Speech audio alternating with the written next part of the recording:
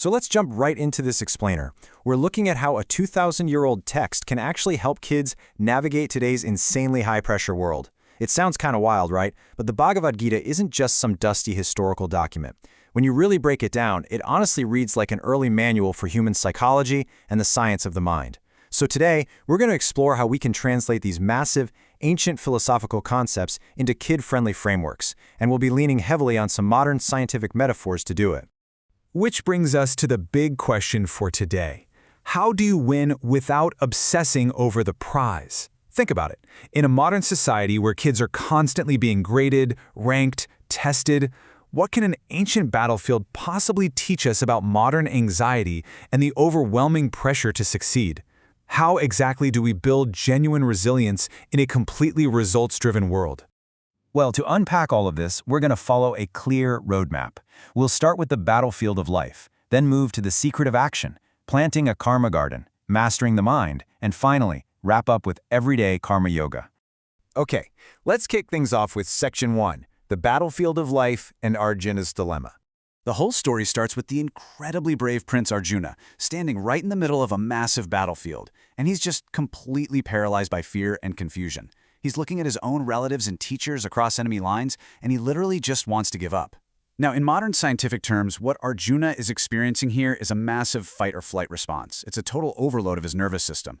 And here's the thing, for a child today, that exact same physiological response, the racing heart, the sweaty palms, the intense desire to just quit, that happens right before a huge math test, or when they're terrified of failing, or when they're facing the crushing social pressure of a new school. Obviously, the scale is completely different, but biologically, that internal storm is exactly the same.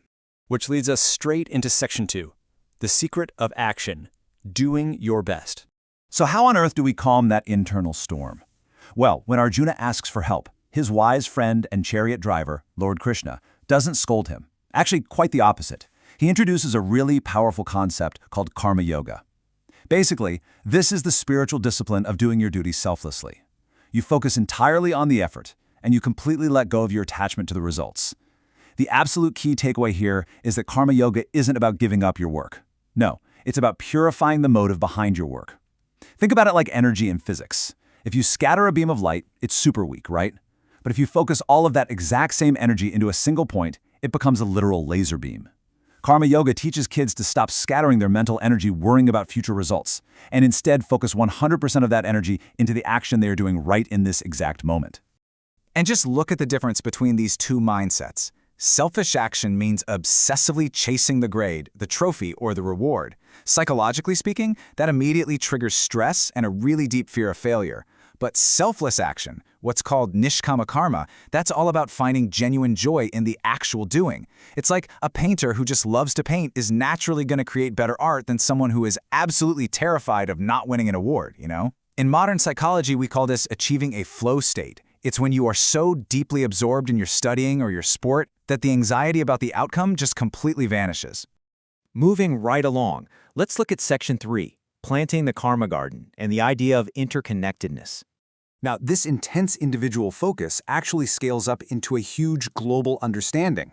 The Gita has this beautiful line, "Everything in the universe is connected to me, like pearls strung on a thread." If we want to explain this to kids using science, we can talk about a vast biological ecosystem or a complex neural network. If you pluck one single string in a spider's web, the entire web vibrates. When a child takes an action, it doesn't just happen in a vacuum. It ripples outward into this perfectly connected system. And that brings us perfectly to the core concept of karma itself. If you teach kids to look at their actions as seeds being planted in a garden, this incredibly complex philosophical idea of cause and effect suddenly becomes super clear and visual.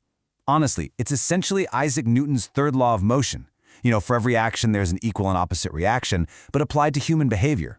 And yes, that absolutely includes sibling rivalry. If you plant flower seeds, which are good deeds, flowers are going to grow. If you plant weed seeds, bad deeds, you're going to get weeds. Showing kids that what they put out into the world inevitably comes right back to them, well, it empowers them to literally take charge of their own scientific experiments in kindness. All right, on to Section 4, mastering the mind and handling the storms. So practically speaking, how do we handle those really intense internal emotions when things inevitably don't go our way? The sources put a massive emphasis on equanimity. They tell us that a wise person isn't destroyed by problems, but they also don't get overly hyped up by good things. They stay perfectly calm and steady. Think of it like being the really steady captain of a ship. It doesn't matter if the ocean waters are beautifully calm or absolutely terrifyingly stormy, the captain holds the wheel. In psychology, we call this emotional regulation. You absolutely don't suppress your feelings, that's a recipe for disaster, but you don't let those feelings capsize your boat either. There's this absolutely wonderful story in the texts to help explain how we can let go of this desperate need to measure and control everything. It's about a salt doll that wants to measure the exact depth of the ocean. So it bravely wades into the vast water, but as it does, it starts to melt. It melts entirely into the ocean. Obviously, it can't report the depth anymore, but instead, it actually becomes one with the water itself. For kids, this is such a brilliant way to understand that we really don't always have to be the loudest or the smartest person in the room, constantly measuring our success against everybody else. Sometimes, true peace just comes from blending into the project, or the team, or the universe, without needing to be the center of attention. And to help measure those internal feelings, the texts offer up a fantastic framework called the 3 gunas. You can think of these as different states of mental energy that help kids identify when they're balanced, when they're anxious, or when they're just feeling completely lazy. First, there's sattva. This is like a perfectly smoothly running engine. It represents focused studying or acts of genuine kindness. Then you have rajas. This is high-stress, frantic kinetic energy. Think of a kid stressing out over winning a video game. Finally, there's tamas, which is heavy, dragging inertia. It's that feeling of saying, I can't do this, and just giving up entirely. By giving kids this specific vocabulary, they can actually step back and scientifically observe their own mental state. They can ask themselves, wait, am I stuck in rajas right now? Okay, how do I shift my energy back to sattva? Let's bring it all home with Section 5, Everyday Karma Yoga, putting it into practice. So how do we actually take all this high-level theory and put it to work in the living room today? Well, by using really simple, tangible activities, we can turn this abstract philosophy into daily, character-building habits. Take the karma garden, for example. You literally plant a real seed for every good deed done, so kids see the physical, biological result of their actions. Then there's Arjuna's Courage Journal. This actively uses the science of neuroplasticity.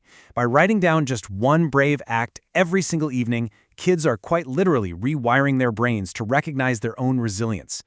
We also have the equality walk, which totally reinforces that ecosystem metaphor we talked about earlier.